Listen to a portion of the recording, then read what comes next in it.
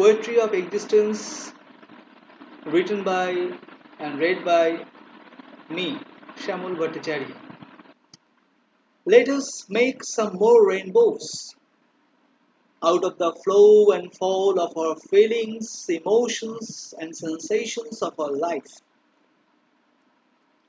To find pure sacred light is only the beginning of a journey, but nothing can be such light except our own existence. Light cannot say of itself. Light cannot understand itself as well. What it can do is to pervade, to overcome the world with its intangible brightness. In brightness, it becomes clear of how we are connected to nature, to trees, and realize that the trees tolerate us in every situation, in every way, but we cannot do that. Just sitting beneath a tree regularly for a couple of hours can make us wise. And that is, we are always afraid of.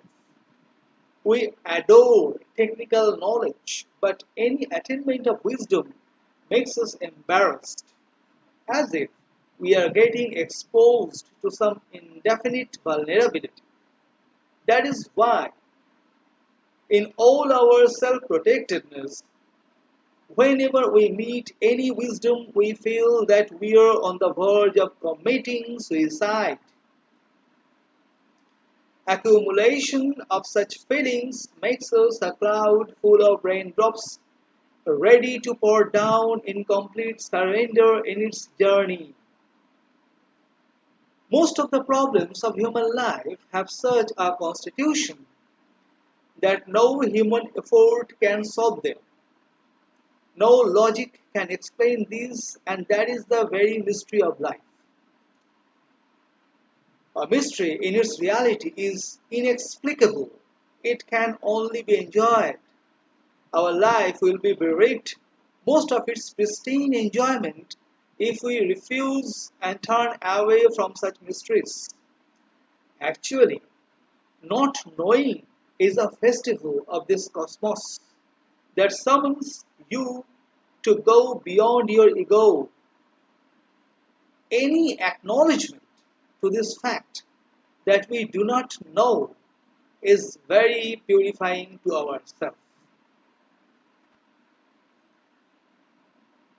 Such is the mysterious way of the world that no blind person finds any proof for light. Whatever we think we know is in reality we do not know. Through all our exertion of knowledge, we are only postponing our enjoyment of these existential mysteries of this world. It is this pervasive sense of mysteries that validates this statement that nothing ordinary exists. Everything is extraordinary. But why am I saying this to you? Am I wishing to form an establishment? No, I am not. I want to remain in the feeling of being connected. Most comprehensively, love is that feeling. Can ever love be instituted? No, love can never be an institution, an establishment. Being connected in love can only take us into our very being, into the meditative beauty of our existence. As no relation of love is a forced one, there is no rejection in love in true sense. Just listening to each other is that love. Listening to each and every sound in complete silence of mind is the true ecstasy of love. But we cannot live without change. Living without change creates a torturing sense of slavery. So this silence must undergo a multitudinous sea of change. This change is nothing but the silence to become a song that flows on through infinite compositions of the unthinkable. Unthinkable can never make any heaven or hell. Unthinkable is always more than anything that is known. If you are in the realm of unthinkable, you are caught up. in the extraordinary fragrance of grass, leading you to those flowers which blossom beyond your dreams. It is not the fear and trembling, because whatever fears and trembles is not the reality of me. My reality never leaves me. It is always steady with me without cessation. This reality cannot be tortured and amused. It can only be realized. Indeed, it is blindness that prevents and keeps us away from such realization. If we refuse to see anything, it becomes our own very blindness. Our very refusal is blindness. In blindness, we need the help of a companion to walk and climb to any natural height particularly. Ascending to height, however, does not matter to a blind person, as it doesn't make any difference. Blindness always misses existence and remains captivated in self-pity. All our theories are only the justification of such blindness that knows neither light nor silence, because in utter darkness our mind doesn't stop chattering. A blind person has no possibility of seeing light. A fool or stupid has no potentiality to realize the truth. But we always bear with ourselves an immediate probability of seeing that pure and sacred light, a potentiality to realize the truth. So in reality, we are never blind or stupid, but potentially a seer and a wise personality, each and every one. Actually, a light cannot hide itself from itself. It is not at all a matter of hiding or opening up. It is simply a matter of being aware, as a human being remains conditioned of numerous institutional constructs that suppress each awareness. So it has become a guerrilla warfare for a human being. Yes, it is a guerrilla warfare for a human being to let this awareness overcome him. It is a journey beyond journey. Nature always comes back to devour all the traces of path created by human beings through their efforts of many centuries. Nature always turns artificial intelligence. Human nature goes on to confound human thinking. All the sacred books seek to avoid this problem and concentrate in those subjects that are not related to our beings and existence here and now. A surrender to such sacred books is an injustice to our very personal responsibility. A living with full responsibility to the nature and cosmos around is a joy that we cannot miss. A full realization of such responsibility makes one feel that it is in reality not a responsibility at all, but an amazing synchronicity with nature and cosmos as well.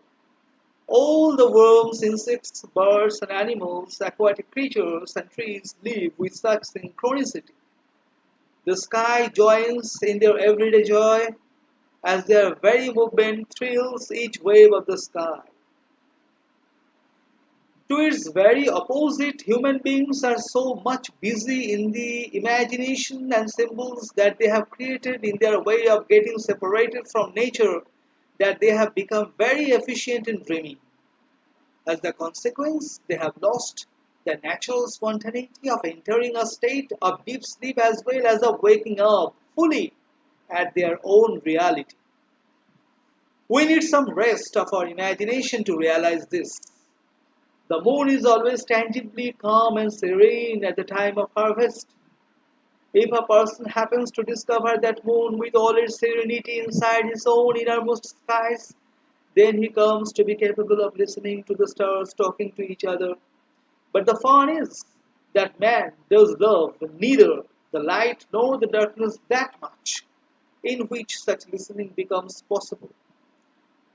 Instead, man is addicted to his own shadows. The very movement of his own shadows makes up all his philosophies. Any theory, however eloquent it may be, can never lead him to any freedom. Even it cannot offer him any real serenity. Rather, It demands from him a constant impulsive movement of all his organs, and that very impulsive restlessness makes all his songs and dances. It is nothing but the love of his own shadows. And that is why all his honest songs and dances are day by day becoming more and more impulsively restless. Unless he recognizes the light and darkness nurturing his true reality, his songs and dances will never get back that calmness and serenity in which he is again capable of listening to the stars talking to each other. In such calmness, he is again capable of feeling that he is constantly pursued by the moon, which, with all the mysteries of the skies, wishes to make love with him. But is man really interested in love in its true sense, in its true nature? His very lifestyle doesn't say that. It doesn't say that he is interested. Any slightest sense of love connects and integrates. It is such a closeness that does no longer require any language. It is then a sheer celebration of silence only. But what is happening to man is the very contrary to it. Day by day, his very language is becoming replete with shouts, with all sorts of vulgarity, as if in each and every moment he is shifting away from his others. It is now nothing. It is now nothing but his vulgar and obscene shouts that can breach this distance and draw the attention of the others. Most unfortunately, no love can happen in such human perspective.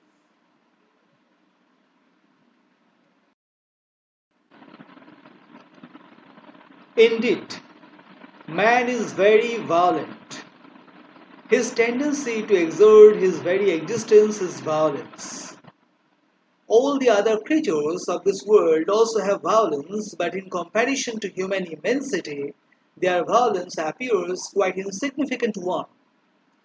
Their violence is only a biological necessity thrust upon them as the condition of their survival, whereas human violence is a lot greater than this, as it extends beyond every kind of basic necessity. The very process of our thinking, our conceptuality itself, is a mechanism of separation. Each and every opinion that a man holds is a violence against this world.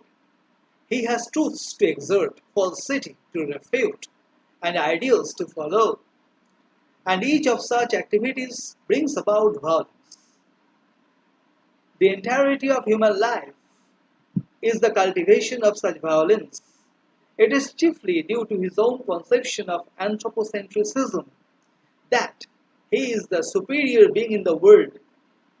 There is no greater violence than this concept of superiority. It creates a human ego and instigates him to undermine the value of others. The very concept of superiority makes a human being think that every other being is only a subject to be exploited to satisfy any of his hungers, essential or inessential. But all this conceptuality is not an actuality. It is not the innate essential nature of human beings. It is rather a self-propelled mechanism that comes from outside and gets internalized as human mind that grips him and goes on to do everything to its own contentment until it crushes that human being down. In all such conceptual activities, whatever satisfaction man thinks he draws is an illusion. Actually, very satisfaction doesn't belong to him, but to the very conception itself. As when being overwhelmed by this very concept of superiority, a human being crushes other human being down, along with sufficient damages also caused to his own self through a kind of warfare or the other, he comes to understand that this satisfaction of superiority does not actually belong to him, but to the very concept of superiority itself. He is only a slave, has always been so, to serve this concept of superiority. But conceptual theories are so satisfying to the ego that we get attached to them, and to get rid of them appears as an impossibility, as it would be very threat and death to the human ego itself. A surrender to such mechanism of conceptuality is always a slavery, and slavery is a state of mind in which no love of any kind takes place. Love demands a pervasive freedom, a space as free as the sky itself. And that is why any real feeling of love always leads us to observe more closely the beauty of the sky, the stars, the moon, the horizon of a green land and blue sea meeting the sky. So, being in love and being in the vastness of cosmos, freeing our mind from all its conceptual confines, happen at the same time. Love and freedom is a simultaneity. So, a love affair is very threatening to the very human ego, to all its anthropocentrism, in which he has a habit of feeling secure. So, here the relevant question may be, are you ready to be in love, risking all your sense of security? Are you ready to take responsibility of meeting your pristine existence? Understanding is always immediate. It happens in total effortlessness, and it always confuses human beings with all their myths of rigid discipline and hard work to attain an understanding. The reality is, in our society, such a myth of rigid discipline and hard work as an essential condition to attain a true understanding of life is created just to prevent man to get at that true understanding of his life. A habit of belief in such myths is enough to make him lose all his original spontaneity and get him ready to be exploited by various concepts and idealism. If light comes, it doesn't come alone. It comes with an enlightened space around so that your movement can be broader. You can see more. You can feel more. True understanding of life is that light. But a habit of belief in those myths of idealism and other of conceptuality makes your life day by day narrower and close to each other. Your concepts and ideals always stand in sharp conflict with the concepts and ideals of others. But true understanding of life, just like light, is not a concept or idealism. It is an experience. And as it is an experience in its purer form, it cannot be shared in conceptualized language. However, but the newly found lifestyle associated with the understanding can certainly be shared. Of course, the very lifestyle then becomes an embarrassment to the society possessed by various concepts and idealism which find justification of their own just in relevance of contradicting and conflicting with the other.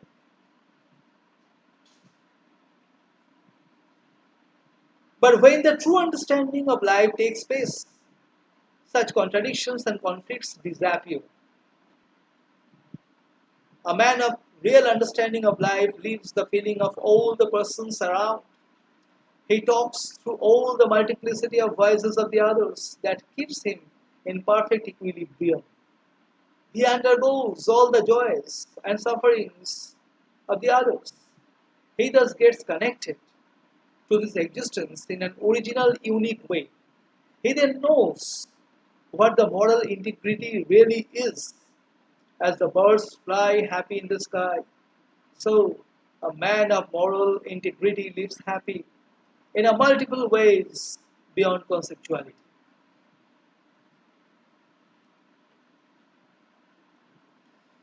To be precise here,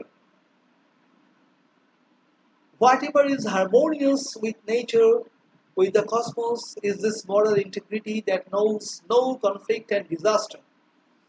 Rather, being one with the entirety of nature and cosmos, it accepts everything as the very process of nature and cosmos. how the trees read our mind and how poetically the worms and the insects communicate with each other then becomes a beautiful meditative business to observe. Joy is never a concept. Living in such non-conceptual joy is innate in human nature. He never forgets it, though he loses his confidence to live with it by being trapped in the conceptual framework of the society. It is like the human diffidence about swimming. The very art of swimming lies innate in human nature. He doesn't need to learn it. It is the experience of million years with the sea that he has.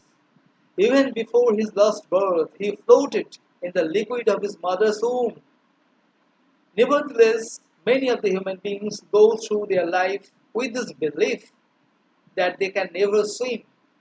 The very task of swimming is impossible for them. Indeed, the problems which can be solved by following the beliefs of others is not really your own problem. The suffering that you overcome by depending on others is not actually your own sufferings. They are only some conceptual trappings